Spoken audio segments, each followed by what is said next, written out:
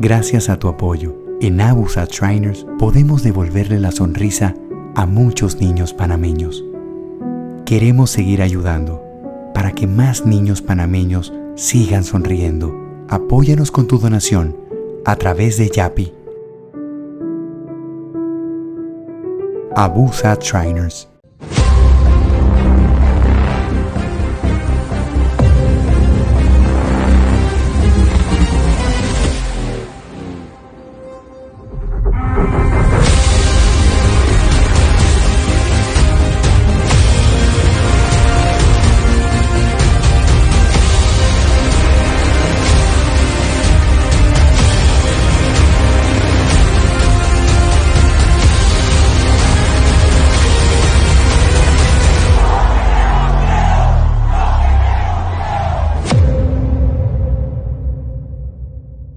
¿Acabas de terminar tu carrera en producción de televisión y buscas un lugar donde comenzar tu práctica profesional? En Hispania estamos abriendo nuestras puertas para que des ese primer gran paso en tu carrera. Sumérgete al mundo real de la televisión, colaborando en la producción de noticieros, programas originales y eventos nacionales. Aquí no solo aprenderás, pondrás en práctica todo lo que sabes junto a un equipo de profesionales. Recibe mentoría directa, involúcrate en proyectos reales y construye tu experiencia en un canal que apoya el talento nacional. Si tienes pasión y creatividad, Hispania es el lugar para ti. Aplica ahora y comienza tu aventura en la televisión. Si rompes una hoja en 100 pedazos y lanzas al viento, será muy difícil restaurar. Nada será igual. Lo mismo puede pasar si tú no verificas, contrastas o eres preciso con la información que haces pública. Fueron 6 heridos y 2 víctimas mortales. Recuerda, la comunicación construye, no destruye. Periodismo responsable.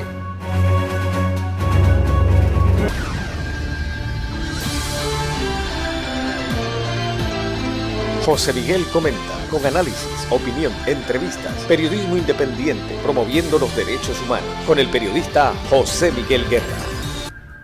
Mis amigos, muy pero muy buenas, bienvenidos todos y cada uno de ustedes a otra edición más de José Miguel Comenta, aquí en Hispania, en la gran cadena exitosa, en YouTube, en Facebook, en la X y también en Instagram. Muchas gracias a todos por estar con nosotros, por su amable sintonía, por dejarnos saber sus comentarios. Y hoy, como les decía ayer, pues tenemos un día especial, un día dedicado a nosotros los seres humanos, a la Declaración Universal de los Derechos Humanos, un principio que debemos respetar y que debemos tener siempre presente, que no podemos bajar la guardia ni dejar de preservarlos, protegerlos y promoverlos.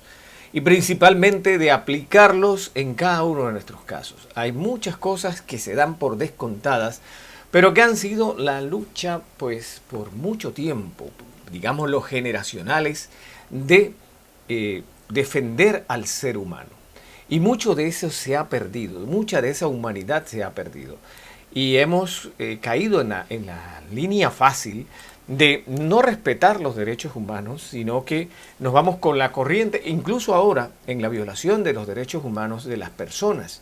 La semana pasada veía yo con preocupación cómo, y se los he contado aquí muchas veces, el software de Panapaz, Panapaz creo que sí, el de ENA, no se actualiza o se descontrola y sale del sistema. Y te aplica cuando tú pasas unos saldos increíbles de 60, de $300. En fin, eso, y uno revisa el app en el celular y ha hecho su pago. No te voy a decir que no existe quienes no hayan pagado y quienes estén con deudas, pero me ha pasado a mí. Y veo que tengo una cuenta de repente que me sale de $70 y reviso el app y estoy bien, porque he hecho mis pagos con regularidad, no estoy en ninguna... no pagando. Pero detrás de mí viene un gracioso, toma una foto cuando sale la información y la postea en las redes sociales. Es una violación de los derechos humanos porque me está acusando de cosas que no son ciertas, de que él no verificó esa información, sino que se fue con lo que salió en la máquina, sin saber que la máquina es una máquina y que puede tener problemas de software, de hardware o de operación. Entonces, ¿dónde está nuestro respeto a los derechos humanos, a las libertades individuales, a proteger la identidad de la gente? Por allí salieron muchas personas hace una semana a decir que ciertos actos impúdicos dentro de supuesto un centro comercial, que el centro comercial dice eso no fue aquí, y todo el mundo lo da por hecho y opina, y estamos violando muchas disposiciones de seres humanos y de convivencia pacífica, porque tenemos, miren, el hecho de que tengamos el acceso a las redes sociales y podamos poner nuestras opiniones en redes sociales, haciendo valer el artículo 18 y el artículo 19 de la Declaración Universal de los Derechos Humanos, no nos hace periodistas.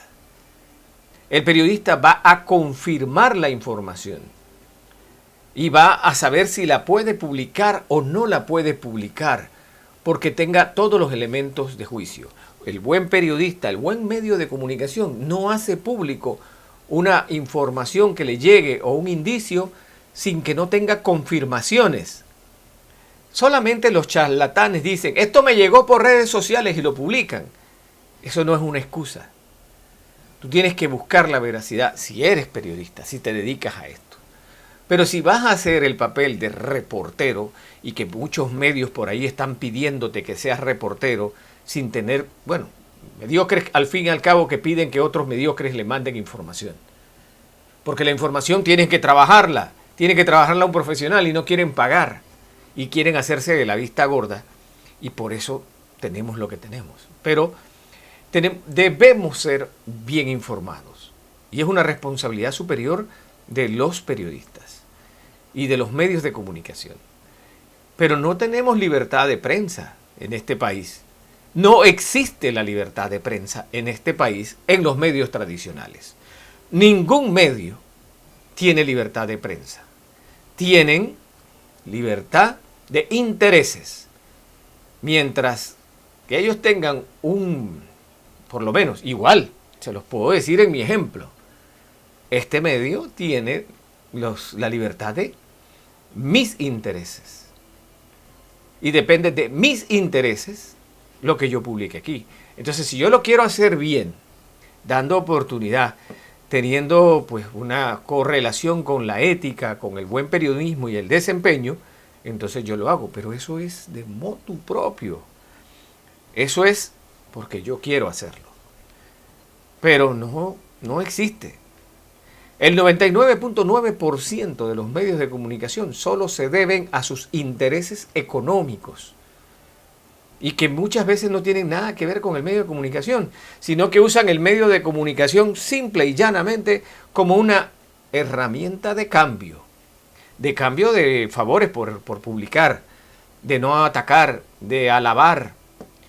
Y ese chantaje ha venido deteriorando toda la cadena y ya está intrínsecamente metida entre muchos que se dicen colegas míos, que no lo son, que reciben plata, que reciben viajes, que hacen y deshacen, que hoy atacan a quienes ayer le dieron dinero, pero es que no le siguieron dando. Y como no me seguiste dando, entonces te ataco. Y eso los convierte en un cartel con sicariato, con cosas, con todo, sicariatos informativos, a destruir una persona. Mandan a otro a que publique cosas en contra. Y ese es el sicariato periodístico que existe. Y eso viola el artículo 18 y el artículo 19 de la Convención Universal de los Derechos Humanos. Y por eso nosotros debemos dedicarnos en todos los aspectos a ser de verdad solidarios, a de verdad tener ese entusiasmo y ese interés de informar con veracidad, con verificar la fuente informativa, dar un poquito de luz. Hay muchos amigos que me escriben y me dicen, está pasando tal cosa, no sé qué, no sé qué. Y yo les escribo la aclaración y me dicen, mira, no sabía de esta parte. Pero uno no puede estar en redes haciendo esto. Pero como está la platica que te manda Twitter, está la platica que te manda YouTube, entonces cualquier exageración, cualquier mentira, la vuelven y la revientan por allí. Hay muchos de estos supuestos youtubers que yo no sé quién les pone la palabra de influencer, pero que inventan historias, inventan mentiras. A los nostálgicos nos mandan los YouTube de que fulano, qué actor, mira cómo quedó todo destrampado, ponen una foto de una persona ahí toda destrampada y que no, que ese era el actor cuando estaba joven y ahora cuando estaba destrampado. Y era mentira. Y se basa en solamente leer rumores y bochinches de redes sociales. Y eso está pasando mucho. Y como yo les digo siempre, no sigan a nadie que no se identifique como ser humano. No sigan a nadie que no dé la cara. ¿Por qué? Porque estás siguiendo tal vez a un centro de esto, un call center. Estás siguiendo troles. Y estás contestando y perdiendo tu tiempo, contestando tonterías, porque él lo que quiere que tú le contestes para él monetizar su participación y hacerle el juego. Así que hay muchas cosas que debemos aprender. Pero bueno, como este es un programa especial, no es un programa regular, no vamos a analizar los temas del acontecer diario, esos no van a cambiar, de ayer a mañana no van a cambiar, van a seguir siendo los mismos. Yo quiero presentarle una serie de notas que se me van acumulando, porque son notas de interés humano, son notas de que hay mucho en este mundo que salvar, hay mucho y mucha gente que se dedica a hacer este mundo un mundo mejor. Y les presento un ejemplo de solidaridad en Argentina. Ay, no, me encanta, muchas gracias. Me encanta el resultado. Ay, me siento otra. Está divina. Muchas gracias. Muchas gracias. Verse en el espejo maquilladas es una manera de devolverles esa, no solo autoestima, sino la imagen que la enfermedad le va devastando con el tiempo. Hace 11 años Claudia comenzó con una iniciativa que intenta generar un impacto visual y emocional en personas que sufren deterioros físicos por algún tipo de cáncer avanzado, un proyecto de maquillaje terapéutico. Lanzó su proyecto justo después de sufrir en carne propia una enfermedad que la hizo estar cerca de la muerte. Cuando me operan en el 2010, yo había hecho un curso de automaquillaje porque me sentía muy mal de ver la cara que todo el mundo me ponía en mi trabajo como si me estuvieran contando los días. En su emprendimiento participan unos 25 voluntarios que cada miércoles se dan cita en el Hospital de Oncología María Curie en Buenos Aires para acompañar a los pacientes que están internados. Con esto lo que está haciendo es recuperando esa imagen corporal, volverse a ver como eran. Entonces, aún cuando haciendo un tratamiento, aún con una enfermedad avanzada, logran verse de nuevo. Entonces esto es algo muy importante porque mejora la autoestima, hace que su familia se pueda acercar más, a veces vienen chicos. Mucha gente con un diagnóstico oncológico que en realidad necesita dos cosas. Por una parte, necesita un acompañamiento que trasciende lo que puede hacer el médico y el equipo de salud. Y por otra parte, necesita información y estar en contacto con otras personas, no sentirse solo. Creo que la soledad es lo que más combate esta iniciativa. Sé el miedo que se siente de poder morirse y siento que todos nos vamos a morir en algún momento de nuestra vida, pero el problema no es cuándo, sino el cómo. Y creo que el maquillaje, el cuidado de la piel, forma parte de darle dignidad a una persona, de vida y de muerte. Muchas gracias por tanto cariño, tanto mimo. Realmente cumplen totalmente su objetivo y muy agradecida infinitamente por regalarme este momento tan maravilloso. ¿Qué te gustaría decirle a ella? Me gustaría decirle de que estoy muy agradecida por la empatía que muestran, por venir hasta acá, regalarle su tiempo y energía a personas que realmente lo necesitan y que Dios les pague infinitamente todas estas muestras de bondad. Muchas gracias del corazón. La sonrisa de Abigail se replica en centenares de pacientes que, a lo largo de estos años, han visto en sus rostros un color de esperanza, optimismo y amor. Gonzalo Báñez Villar, Voz de América, Buenos Aires, Argentina. Y no solo eso, también está el personal médico. El personal médico que dedica ese extra de esa profesión humana, humanística, que es por los seres humanos, preservar la vida humana. Si hay algo que conserva el doctor Juan Carlos Castaño de su época de juventud, es el amor por el rock. Las mismas notas que le sirvieron de refugio en sus momentos más difíciles. Yo tuve una lesión medular por una fractura de una vértebra hace 20 años.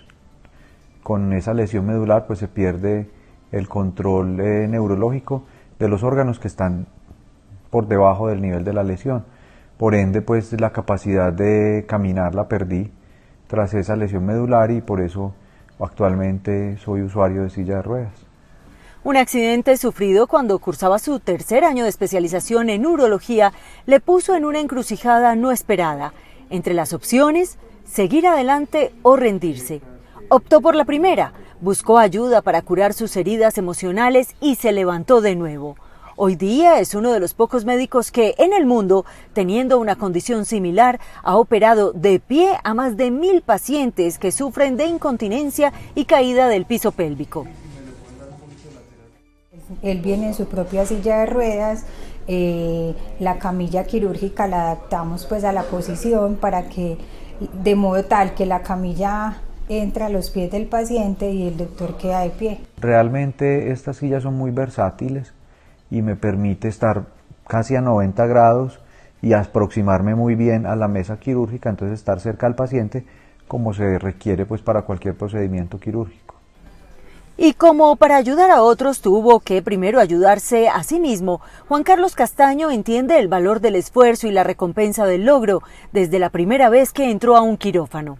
Era una cirugía que es muy sencilla, que es una circuncisión, y recuerdo que yo terminé esa cirugía como si hubiera sido una cirugía enorme de muchas horas, porque era extenuante. Obviamente, para poder cumplir estas metas requerí mucho entrenamiento, ponerme de pie por muchas horas y hacer mucho ejercicio para fortalecer las partes del cuerpo que todavía puedo controlar bien y que suplieran esa energía que necesita esa otra parte del cuerpo que no manejo hoy en día. En el mundo existen cerca de 1.300 millones de personas con discapacidad, equivalente al 16% de la población mundial. De acuerdo con el censo del Departamento Nacional de Estadística de Colombia, Antioquia tiene una prevalencia de 7,4% de discapacidad, porcentaje que se encuentra un poco por encima de la media nacional. El doctor Castaño es uno de estas estadísticas, pero con talento, esfuerzo y perseverancia ha logrado que su discapacidad no sea lo que destaque. Los pacientes lo ven muy natural, yo no noto que ellos me vean como alguien diferente o excepcional, simplemente soy un urólogo más o soy su urólogo al que le tienen cariño, pero no noto como que me vean de manera diferente. Me imagino que le adecúan todo su equipo, sus instrumentos, su entorno, para que todo le salga bien, de acuerdo a sus necesidades. No me generó ninguna desconfianza ni ninguna inseguridad. Todo el equipo de Club Quirófano siente total admiración por él, por la labor que hace el doctor en su silla de ruedas, pues digamos que acá ya hace parte pues del diario. Su caso ya ha dado la vuelta al mundo hasta el punto que sirve de inspiración para estudiantes y otros galenos que tengan una condición similar. Personalmente no he tenido la oportunidad de conocer otros cirujanos en esta condición, excepto alguien a quien yo entrené, y esta persona pues cuando vino a entrenarse conmigo, porque también había sufrido una lesión medular, yo le expliqué que necesitábamos esta silla. Él la adquirió, llegó aquí a Colombia desde otro país, él venía de la India, trajo su silla de ruedas, yo le enseñé cómo usarla, cómo era la ergonomía en el quirófano, utilizando un instrumento de estos. Él regresa a su país con este tipo de silla de ruedas, y hoy en día es un urólogo que se está desempeñando ampliamente en su profesión y pudiendo hacer las cirugías que él quería. Para Juan Carlos Castaño, una palabra lo define: adaptación. Es lo que lo ha ayudado a descubrir otras habilidades y es lo que le permite mantenerse en pie, sea en un quirófano, tocando el piano, evocando momentos de juventud o sencillamente frente a las vicisitudes que le presente la vida. Claudia Cano, Voz de América, Medellín, Colombia. Siempre hay el que te dice, no se puede, es que, y es que la vida es muy dura, y es que no sé qué, y es que no sé cuánto. Y cuando tú ves estrellas como estas, que brillan con luz propia, a pesar de todo, y puede ser solitario, puede ser en conjunto, puede ser con cosas muy simples. El que quiera ayudar, ayuda. La ayuda no busca retribución, jamás se toma fotografías. La ayuda se da y punto. Que no sepa la derecha lo que hace la izquierda.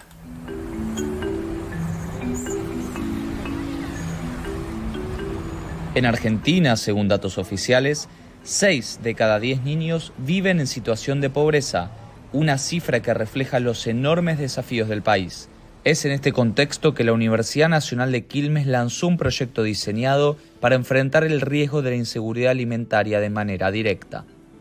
Este proyecto, el proyecto Super Sopa, surge en el año 2002 a partir de una crisis alimentaria que sucedía en ese momento en nuestro país.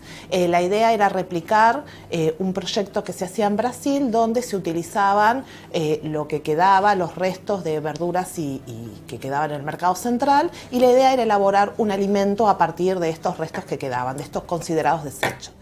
Así es como desde hace más de 22 años, miles de chicos han podido alimentarse gracias a este alimento rico en nutrientes, económico y sin conservantes.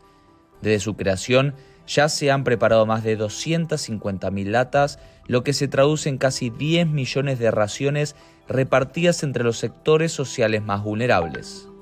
Es una sopa concentrada que se envasa en latas de 4 litros. Hoy hicimos 148 latas y estamos en la etapa de esterilización comercial. Las latas acaban de entrar al autoclave para recibir un tratamiento térmico exigente para poder lograr un producto estable que tenga una vida útil de 2 años cerrado a temperatura ambiente. Según datos del Observatorio de la Deuda Social de la Universidad Católica Argentina, 2 de cada 10 hogares enfrentan privación alimentaria y la malnutrición infantil es una preocupación crítica en el país. En el conurbano bonaerense, donde más del 59% de los habitantes vive en la pobreza y el 45% de las frutas y verduras producidas se pierden o desprecian, proyectos como Super Sopa se convierten en un salvavidas para las familias. Pero, para eso, necesitan de las manos solidarias de la sociedad. Es un proyecto solidario. Nosotros en este sentido tenemos un programa de padrinos y madrinos, donde un montón de voluntades de colaborar, de ayudar, se anotan y hacen donaciones. Donan distintas cantidades de latas. Estos donantes de latas pueden elegir a qué comedor entregarles estas latas, o simplemente dice, bueno, quiero donar 5 o 10 latas, y nosotros lo que hacemos es el nexo con personas que necesitan, ¿no? Con comedores, con merenderos, que se anotan y esperan una respuesta por parte del programa. Tan crítica es la situación alimentaria que muchas veces las donaciones no llegan a cubrir completamente las necesidades. Lamentablemente tenemos más necesidades que voluntades, pero a medida que el programa se va difundiendo y va llegando a oídos de la comunidad, vamos equiparando un poco estos dos aspectos. En la planta de producción, jóvenes universitarios también encuentran un espacio de aprendizaje práctico.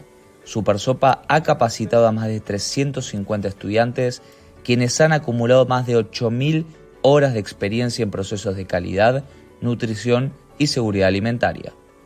Muy reconfortante, y lo mejor de todo siempre digo que es el fin social que tiene, saber que estos alimentos van a parar quizás a quien que más lo necesita, a un comedor. En ese sentido es algo que nos llena completamente, sí. Cuando la inseguridad alimentaria afecta a millones en el mundo, iniciativas como Supersopa ofrecen algo más que alimento.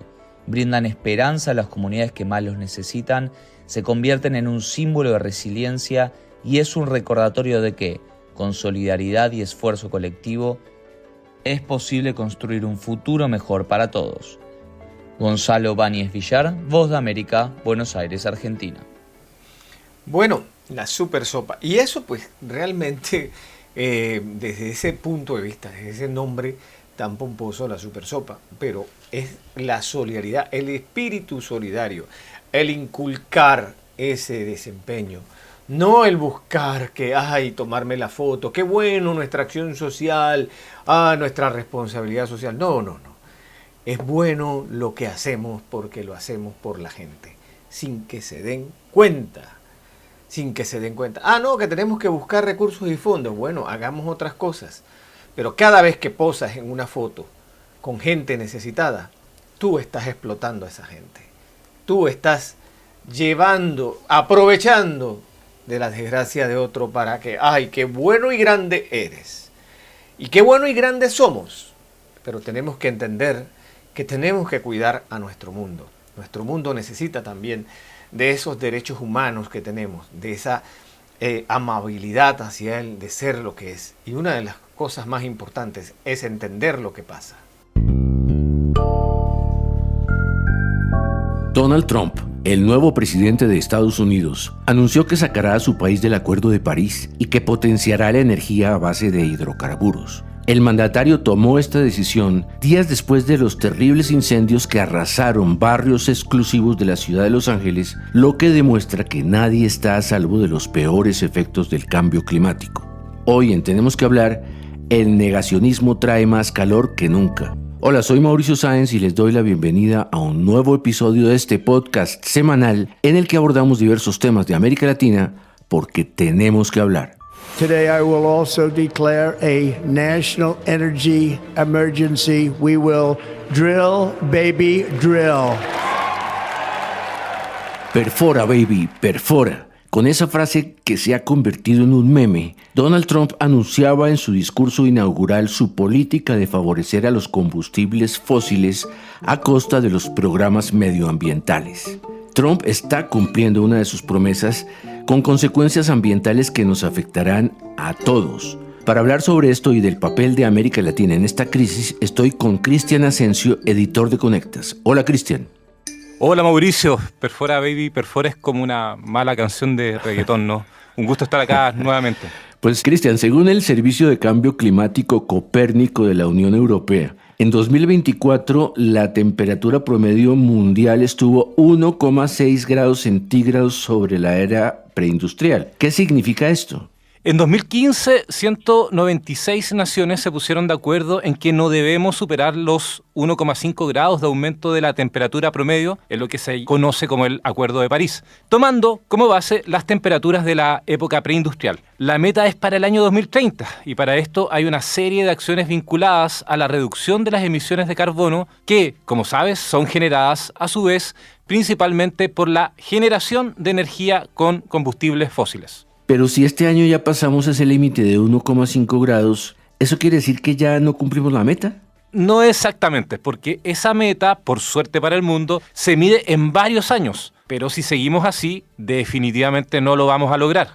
Sobre esto conversé con el director del Centro de Ciencias Ambientales de la Universidad de Concepción en Chile, Ricardo Barra. La opción es justamente reducir las emisiones. Esto tiene un lado que tiene que ver con el impacto que tiene este cambio climático en el planeta en general. Y los más perjudicados no son los que más emiten, lamentablemente, porque los que más emiten son los países más grandes, los más desarrollados, como Estados Unidos, India, China y otros países que tienen grandes emisiones de gases de efecto invernadero. Por lo tanto, los esfuerzos que ellos hagan para reducir esas emisiones tienen un impacto global en tratar de moderar este aumento de la temperatura que hemos ido observando en las últimas décadas. Pero, Cristian, en este momento en que un líder como Trump asume el poder, renegando de la lucha contra el cambio climático y anunciando que va a salirse del Acuerdo de París y que va a fomentar los combustibles fósiles, pues se ve muy difícil que cambie la tendencia. De hecho, algunos especialistas afirman que la llegada de Trump puede significar un aumento de las emisiones de dióxido de carbono en 4.000 millones de toneladas. Voy a repetir la cifra porque es una cifra inmensa.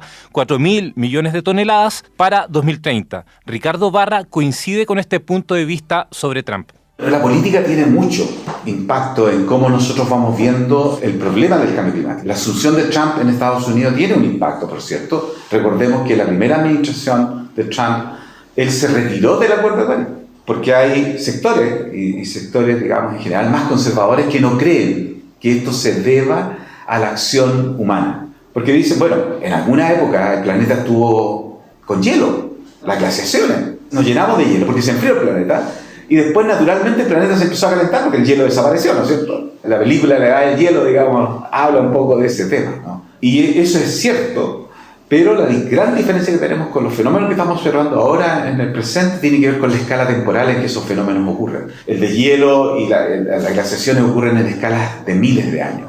Lo que estamos observando ahora están ocurriendo en las escalas de décadas, en periodos de tiempo mucho más breves.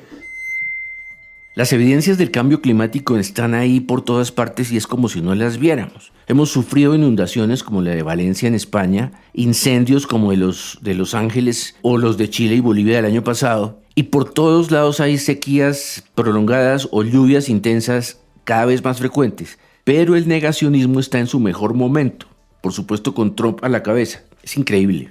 Tal como dices, todo lo que predijo la ciencia está pasando e incluso algunos expertos reconocen que se quedaron cortos. Pero volvamos sobre algo que explicó el experto Barra. Las naciones más pobres son las que más sufren los efectos del cambio climático, a pesar de que son las que menos emiten gases de efecto invernadero. Sí, los países más pobres y los ciudadanos más pobres están sufriendo las mayores consecuencias. Y recalco esto, ya las están sufriendo. Ahora hay un impacto de pérdidas de cultivos, de viviendas, de empleos, por estos fenómenos climáticos que ya científicos sugieren que no les llamemos más desastres naturales, porque el cambio climático es generado por la humanidad. Un estudio publicado en la revista Nature el año pasado dice que el cambio climático reducirá los ingresos promedio del mundo en un 19% de aquí al 2050. Es decir, que muchos de los esfuerzos para sacar de la pobreza a millones de personas, pues simplemente fracasarán. Sí, y fíjate en estos números que da el mismo informe de la revista. Cumplir los compromisos del Acuerdo Climático de París tiene un costo, escucha bien, de 6.000 millones de dólares.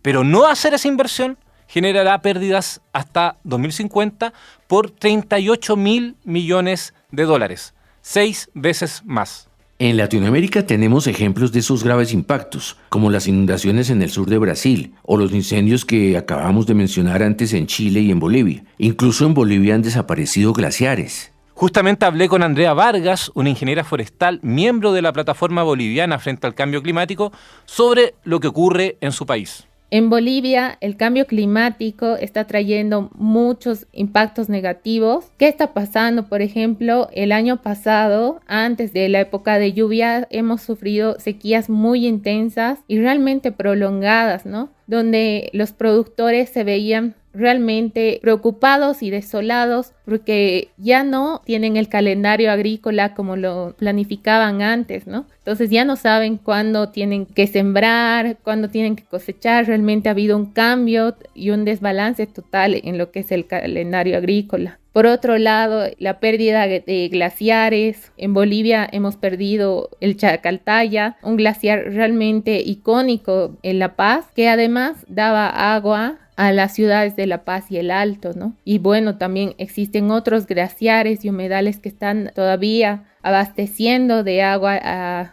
estas ciudades, pero debido a los impactos del cambio climático, es muy probable que los vayamos perdiendo.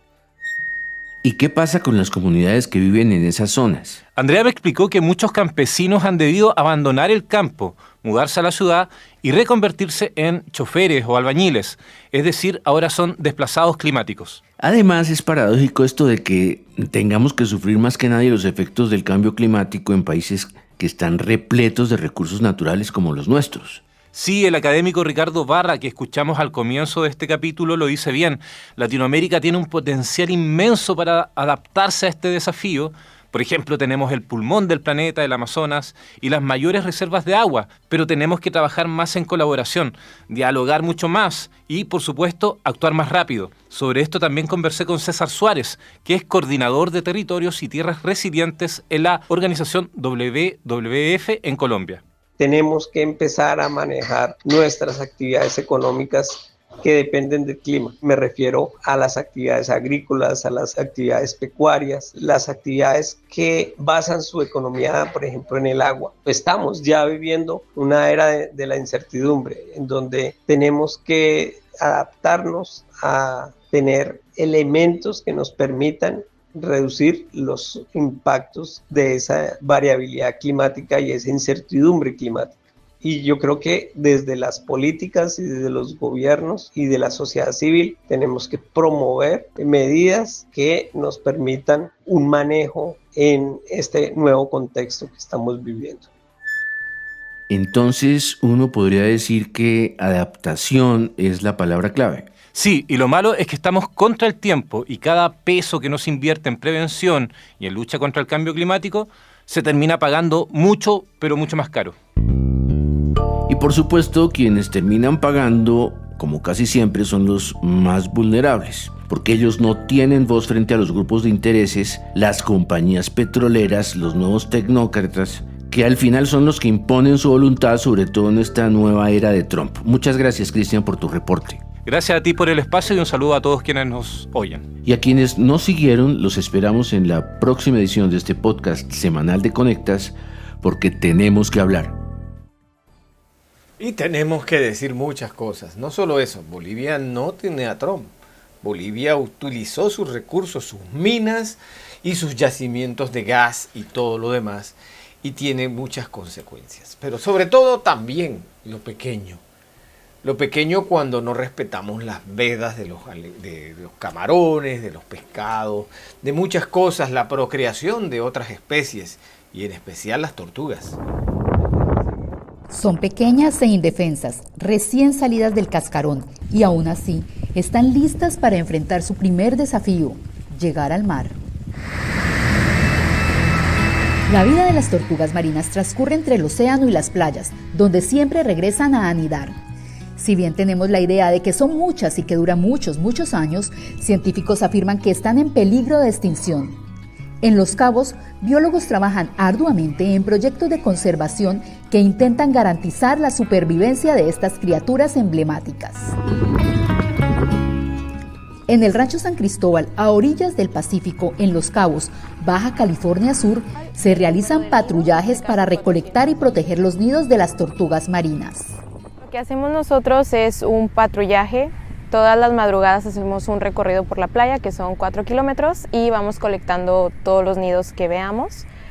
Hay dos maneras de hacerlo. Hay veces cuando vemos que la hembra sale del mar y desova y es un proceso increíble. Y en otras ocasiones observamos el rastro, que es la marca que ella deja cuando sale del mar. A pesar de los desafíos, los esfuerzos locales han logrado salvar a miles de crías de tortugas marinas cada temporada, que por lo general ocurren entre septiembre y enero. Y con el paso de los años, cada vez destaca la resiliencia de las tortugas frente a amenazas naturales y humanas. Las tortugas marinas son especies protegidas. Actualmente las 7 especies que están en el mundo están en peligro de extinción, algunas en un rango más crítico que otros. Entonces, cualquier granito de arena que nosotros podamos sumar, pues es de vital importancia para poder seguir perpetuando estas especies, ¿no? Que tienen más de 260 millones de años en nuestro planeta. Las leyes mexicanas las protegen, penalizando el daño o la explotación de estos animales y sus nidos. Sin embargo, las expectativas que tienen de llegar a la vida adulta son muy pocas. Las estimaciones son muy crudas, nos dicen que de 1000 crías solamente una llega a la etapa adulta, pero pues esto ya es por factores meramente naturales. En la Municipalidad de Los Cabos, que abarca Cabo San Lucas, San José del Cabo y Cabo Pulmo, se organizan eventos comunitarios para liberar a las tortugas marinas, al tiempo de educar tanto a residentes como a turistas sobre la importancia de proteger a estas especies y el rol que cumplen en el ecosistema del planeta. Tenemos un corral de anidación, que es prácticamente depositar todos los nidos que esté sobre toda la zona de la costa de Los Cabos, y y se depositan una parte ahí. Otra, pues hay otros nidos por otros lados, pero estas vienen de allá, de esta zona. Después de ser liberadas y tocar la arena, las pequeñas tortugas deben recorrer entre 12 y 15 metros para llegar al mar. Es precioso, la verdad es maravilloso saber que podemos formar parte de cosas como estas que no precisamente son exclusivas de quien pueda pagar, sino que este tipo de cosas tan naturales pertenecen a todos y que son de acceso para todos y todas las personas mexicanas y extranjeras. De verdad que cada que yo veo a los bebés integrándose al mar, puedo decir que vale la pena cada segundo. Y es que para los biólogos que aquí trabajan, la mayor recompensa es presenciar el momento en que las tortugas entran al mar. Un momento de esperanza y éxito de los esfuerzos de conservación que se llevan a cabo. Paula Díaz, Voz de América, Los Cabos, México. Y todos esos esfuerzos son súper buenos, es un trabajo extraordinario. Pero volvamos a los derechos humanos, volvamos a la prioridad. ¿Cómo es posible que el mundo piense en muchas cosas, pero no piense en el ser humano? Y para muestra un botón, las grandes favelas que existen, los bolsones de miseria, las villas miseria, que están en todas partes, en todas las grandes ciudades. Conozcamos una de ellas. Sobre una montaña, flanqueada por los vecindarios más ricos de Río de Janeiro y con vistas a las populares playas de Ipanema y Copacabana, se levanta Rocinha, la favela más poblada de Río, con cerca de 72.000 habitantes en menos de 1 kilómetro cuadrado de extensión. Rocinha quedó en el medio de barrios muy ricos, barrio de Agavia, donde estaban las mansiones y la escuela, y el barrio San Conrado, donde vive el alcalde de la ciudad, donde vive el mejor presentador de televisión del país. Por sus estrechas, empinadas y bulliciosas calles se fotografían turistas. Han llegado hasta aquí gracias a una visita guiada, una de las ofertas de la ciudad y que se vende bajo el lema Rocinha es el lugar más seguro de Río de Janeiro. Pero esa seguridad viene dada por el control que ejerce un grupo armado dedicado al narcotráfico, que impone una suerte de paz autoritaria y un pacto de no agresión con sus multimillonarios vecinos. La policía apenas puede acercarse a la entrada de esta favela. A estas personas de mucho dinero no les incomoda porque lo que hacen es cuidarlos a ellos también. Y es justo esa asociación con el crimen organizado, el retrato que Rocinha quiere derribar. Porque los medios venden mucha cosa negativa. Quiero mostrar la realidad de que no solo es lo negativo, lo positivo también es muy fuerte aquí. Los colores, los sabores, el arte y el típico ritmo de Río son también parte de Rocinha.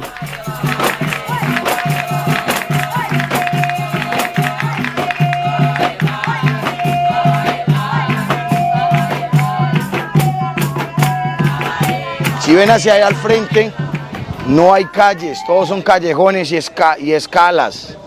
Todos son escaleras y callejones. ¿Cómo hace para llegar una persona allá? A pie, caminando. ¿Cómo sube una nevera si compra una nevera, una cama? Al hombro.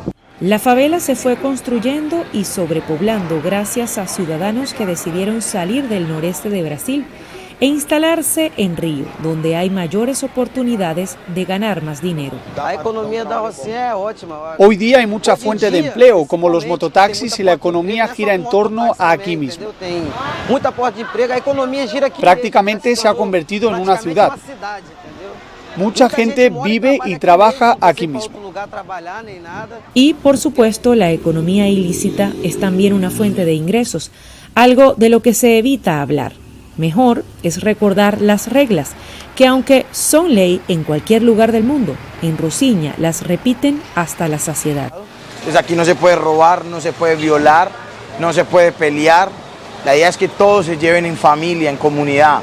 Una comunidad de precarias casas con tanques para almacenar el agua que llega cada 3 días, donde conviven diferentes clases sociales que ven en Rocinha un lugar para vivir cerca del centro de la ciudad sin los altos costos de impuestos o electricidad. Adriana Núñez Rabascal, Voz de América, Río de Janeiro.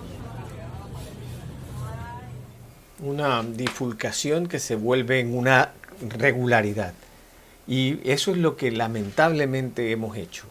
Mucha gente se involucra en temas científicos, en temas reales, pero olvida lo más importante. El ser humano va primero en la cadena y tenemos que solucionar los problemas de la gente primero y no conformarnos con que sabemos que están allá, pero vamos a ver otras cosas y dejamos al ser humano de último. Y a veces no tienen ni qué comer.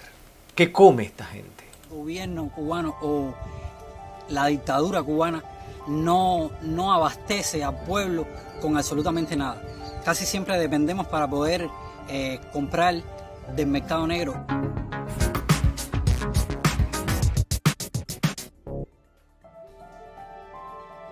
Recibimos un poco de arroz, unas libras de arroz al mes, 1 litro de aceite y alguna que otra vez azúcar, pero es como todo, por la crisis tan grande que tiene el gobierno cubano, que muchas veces nos metemos 2 y hasta 3 meses en recibir esos productos. Quiere decir que no mensualmente los recibimos, sino que podemos durar hasta 2 meses sin recibir esa ayuda de la libreta de abastecimiento. La mayoría, por así decirlo, del cubano a pie no puede permitirse comprarse 1 libra de jamón, 1 libra de queso o un paquete de perro. Incluso a veces el cubano a pie no puede ni permitirse comprarse un nylon con pan.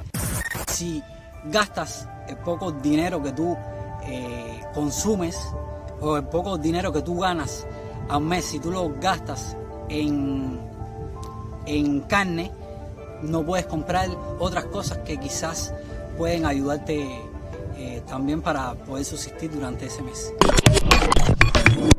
El país está pasando por una crisis energética brutal. En mi caso, no tengo combustible de gas para poder cocinar y gracias a que soy carbonero, a que yo mismo produzco mi carbón, yo me puedo abastecer y puedo cocinar. Muchas personas no pueden cocinar, tienen que esperar a que venga la luz.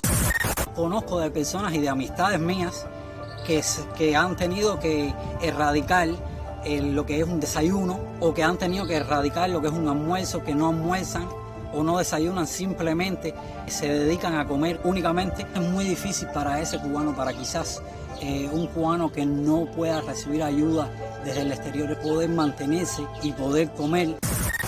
Hoy en día yo no me puedo dar el lujo de comprarme ropa, porque casi todo el dinero que yo hago con ese trabajo del carbón, yo tengo que consumirlo o tengo que dedicárselo a la comida. El cubano hoy en día vive para comer. El pueblo pasa muchas necesidades, mucha miseria. Ya el pueblo no vive, sino trata de subsistir. Todo radica en el gobierno de este país. Para mí la solución sería un cambio total del sistema. Tiene que haber un cambio radical, un cambio donde nosotros podamos ser libres y podamos tener una economía de libre mercado.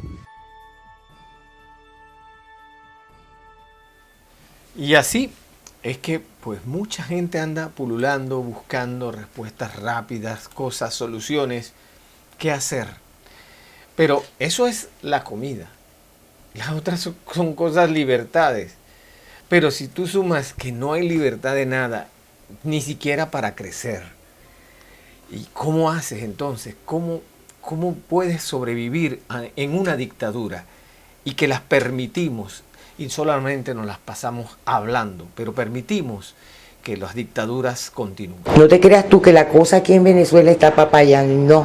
¿Cómo hago yo para vivir? Le llego a los vecinos a la hora de la comida. Adiós. Me quedé sin agua potable, me regalan un vasito. Siéntate, ¿ya comiste? No he comido. Y me siento a comer. Porque no me dirás tú, una persona de tercera edad, incapacitada, pueda vivir con $2.30 al mes. Y cuando no tengo, muchas veces acudo a la gente que tengo afuera. Tengo hambre, no tienen algo por ahí que les sobre, que me manden para comprar comida. Comida. A mí eso no me deshonra. Pedir. Calmo el hambre con un cigarrito y un poquito de café.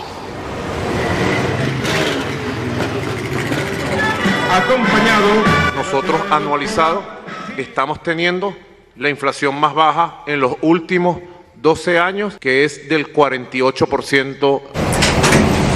Las condiciones son distintas y son mejores de hace probablemente 3 años. Pero más allá de decir que las condiciones han mejorado, lo que hay que decir también es cómo han mejorado y a quiénes benefician.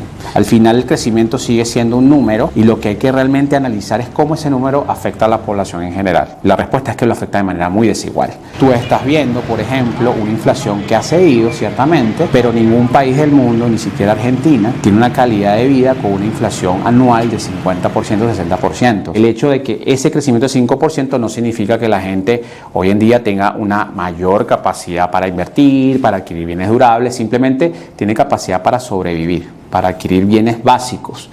Y esos bienes básicos también se ven sujetos a muy alta inflación. De hecho, son los bienes que más se incrementan de precio, ¿ok? Dentro de la canasta. Entonces, digamos que hay un elemento ahí también adicional que hace pensar que la gente no tiene una capacidad de gasto tan elevada, aun cuando la economía está creciendo. Porque si todo estuviera bien, nadie se quejara. Aquí el agua la tenemos una vez a la semana. Más nunca nos llegó agua a nosotros, nunca.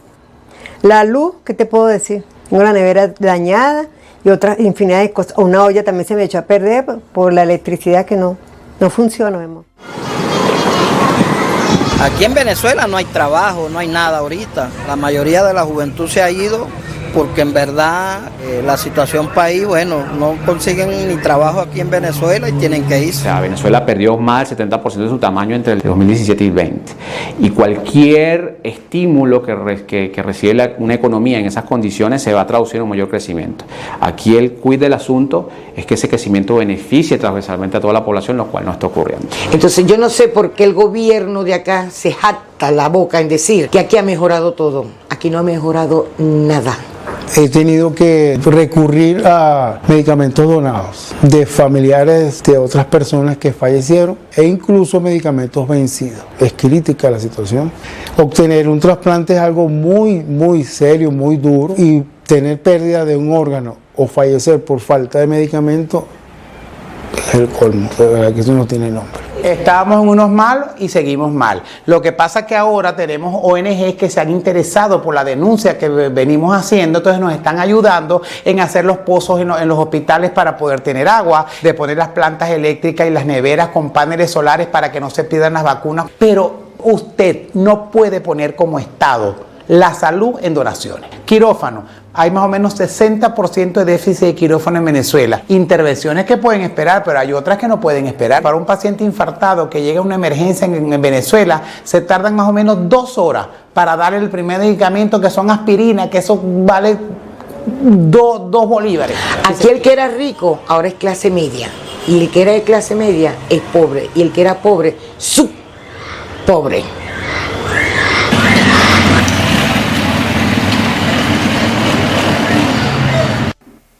Bueno, y eso, pues, para que lo vean en el contexto de la gente, pero encima, los sistemas totalitarios, los que violan los derechos humanos diariamente, ni siquiera quieren dejar que las personas se ganen la vida. Ayer cuando vienen, quieren desalojar del lugar, yo digo que no me voy. Que yo me quedo ahí. Entonces me echaron a todos la policía, los esbirros, que yo les llamo, y empecé a gritar allí, abajo la dictadura, se llenó aquello de gente, la gente filmando, y yo con un cartel subido ahí. Trataron entonces de meterme en un patrullero por la fuerza, pero me subí en el estribo del patrullero y seguí gritando. Entonces me cargaron en peso y me metieron por la fuerza dentro del carro. El carrito mío se lo recomendé a una muchacha para que me lo cuidara, porque tiene miles de pesos, ¿no? En chupa chupa, maní, menta plus, todo lo que se pueda vender, que yo lo compro por cantidad y lo vendo a menudeo, así voy viviendo. Y la calle comercial, la calle donde más se vende es en Monte. Ellos no quieren que esté en Monte, que esté en una calle secundaria, inferior, pero en Monte que se vende, ahí es donde hay que vender. Bueno, ellos me llevaron para la estación de policía, allí me gritaron, no me dieron golpe. Me amenazaron, me dijeron que yo era un mercenario, pero bueno, yo estoy un mercenario, estoy luchando la vida aquí.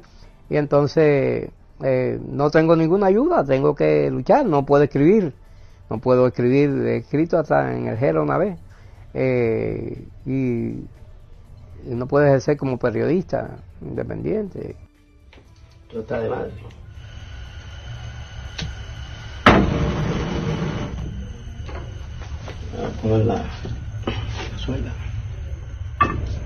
Empecé guardando los carritos, las mesitas de los vendedores por cuenta propia, que están por todos, vendedores ambulantes que están por aquí, por la calle Monte. Como estaba aquí arriba cerca, pues muchos viven lejos, unos en Mantilla, otros en el Cerro, otros en el Corazón de Jesús María, y empecé a guardar esas cosas aquí en mi casa, hasta que, bueno, era un poco difícil. Yo tengo a mi mamá que tiene 93 años, vive en Oriente, y yo quiero ayudarla y mandarle, porque la vida para ella le dan una pensión de 1.070 pesos, eso es irrisorio. Mi hermano tiene una jubilación de 1.500 pesos, pero no alcanza, y bueno, voy para La Habana, que yo en La Habana sé luchar, porque he estado en otras veces, en otra época, ¿no? Y así están.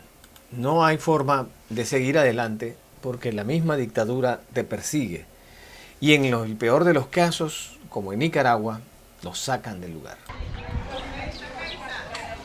Susana Cunningham tiene 77 años y la energía es suficiente para reunirse una vez por semana con otras mujeres indígenas nicaragüenses que migraron a Costa Rica por la violencia en sus territorios. Bueno, en principio es muy difícil para las madres misquitas salir con sus hijos, dejando su tierra, su casa para otro país. Susana es conocida en Nicaragua como Mama Grande. Pertenece a la etnia misquita de la región autónoma de la costa caribe de Nicaragua. Lleva casi toda su vida en la defensa de los derechos de los pueblos indígenas. Por su activismo, asegura que fue obligada a exiliarse en Costa Rica a finales de diciembre de 2021. La fuerza militar asedia las casas de los líderes que denuncian las violaciones y atropellos a nuestros derechos humanos.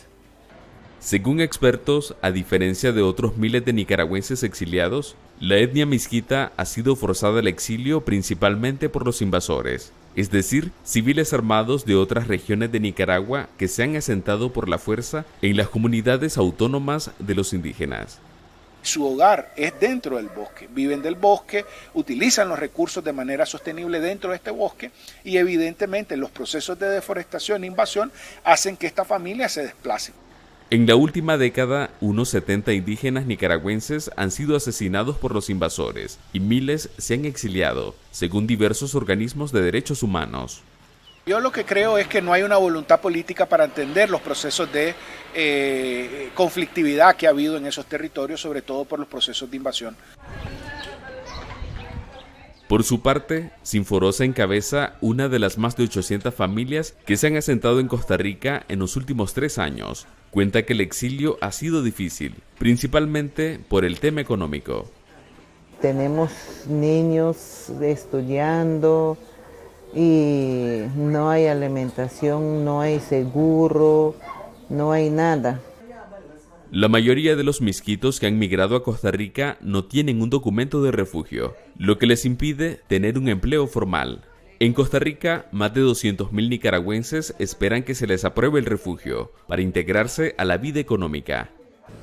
En ese sentido, la unidad de refugio de la Dirección de Migración de Costa Rica asegura que trata de recibir asistencia internacional para garantizar un documento a los nicaragüenses, entre ellos los indígenas. Lo que hemos tenido que cambiar es la forma de atender, los mecanismos para resolver y buscar la colaboración de algunas entidades de cooperación internacional, como por ejemplo el ACNUR. Y así quedan pululando, viviendo de la buena voluntad de casi todos por algunos lugares. Mis amigos, hasta aquí nuestro programa del día de hoy. Muchas gracias a todos ustedes por su amable sintonía. Si el Señor así nos lo permite, esperamos regresar con ustedes mañana.